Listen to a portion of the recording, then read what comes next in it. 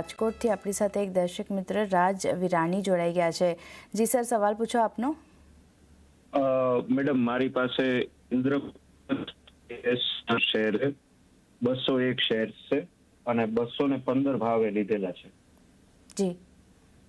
અને બીજા શેર જેના વિશે પૂછવું તો એ છે વરુણ બેવરેજના શેર છે 201 અને 529 રૂપિયાનો બાઇંગ પ્રાઇસ છે। ઓકે, તો મારે સેલ કરવા છે તો કયો પ્રાઇસ સારો રહે શોર્ટ ટર્મ લોંગ ટર્મ બંને માટે, એનો વ્યૂ જોતો। Thank you.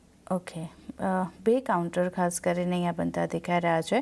વરુણ બેવરેજીસ સૌથી પહેલાં તેમણે 201 શેર ખરીદ્યા છે 529ના ભાવે, 41 રૂપિયા 50 પૈસા પ્રતિ શેર તેમને ખોટ થઈ રહી છે। અને આઈજીએલમાં પણ તેમણે ખરીદારી કરી છે 201 ના ભાવે 215 શેર છે તેમની પાસે, 215 રૂપિયાના ભાવે 201 શેર ખરીદ્યા છે। અહીંયા પણ 21 રૂપિયા 2 પૈસા પ્રતિ શેરની ખોટ થતી દેખાઈ રહી છે। હવે સેલ કરવું છે તેમને।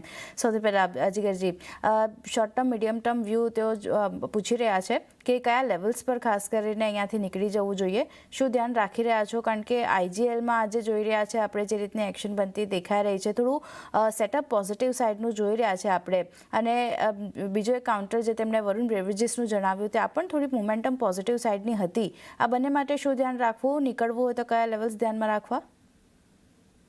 સૌથી પહેલા તો વરુણ બેવરેજીસની વાત કરીએ વીબીએલમાં છે ને વીકલી બેસિસ ઉપર એક સારું કન્સોલિડેશન ચાલી રહ્યું છે અને જે રીતે સ્ટ્રક્ચર ક્રિએટ છે, ટ્રાયંગલ ફોર્મ થાય છે અને બ્રેકઆઉટ ઓલમોસ્ટ થયો નથી, બટ એક્સપેક્ટેશન છે કે આપણે જોઈ શકીએ છીએ બીકોઝ અવરલી ચાર્ટ ઉપર કોન્સ્ટન્ટલી લોઅર લેવલ્સથી બાઇંગ આવે છે અને અવરલી ચાર્ટ ઉપર જે આરએસઆઈ જે છે અને સાથે સાથે વીકલી આરએસઆઈ જે છે એ કન્ટિન્યુઅસલી આપણાને જે સ્ટ્રક્ચર છે બુલિશ બનતું જાય છે। એટલે આની અંદર આપણને એટલીસ્ટ હું 550 560ના લેવલ્સ એક્સપેક્ટ કરું છું 1.5 થી 2 મહિનાની અંદર। એટલે 560 555ના આપણે જે લેવલ્સ છે ત્યાં આગળ એક વખત વીબીએલ આપણે સેલ કરી શકીએ છીએ, બટ સલાહ એ રહેશે કે અગર એમને અત્યારના એડ પણ કરવા હોય આ કરંટ ભાવે તો ડેફિનેટલી કરી શકે છે અને સ્ટોપ લોસ 450ના નીચે રહેશે। સેકન્ડ છે આઈજીએલની અંદર જે રીતે સ્ટ્રક્ચર વીકલીમાં બન્યું છે સાઇડવેઝ છે as of now, because major જેની રેન્જ છે 185 અને હાયર ઝોનમાં 200 છે, તો એટલીસ્ટ આની અંદર જ્યાં સુધી 200ના લેવલ્સ નહીં નીકળે ત્યાં સુધી એક આપણને 210 212ના લેવલ્સ નહીં દેખાય, બટ ઓવરઓલ અત્યારના ચાર્ટ ધીરે ધીરે આપણને પુલિસ સાઇડ જતું દેખાડી રહ્યું છે, એટલે હોલ્ડ કરવાની સલાહ છે આની અંદર અને ઉપરમાં 210 212 દેખાય તો આપણે એક વખત એક્ઝિટ કરી શકીએ છીએ।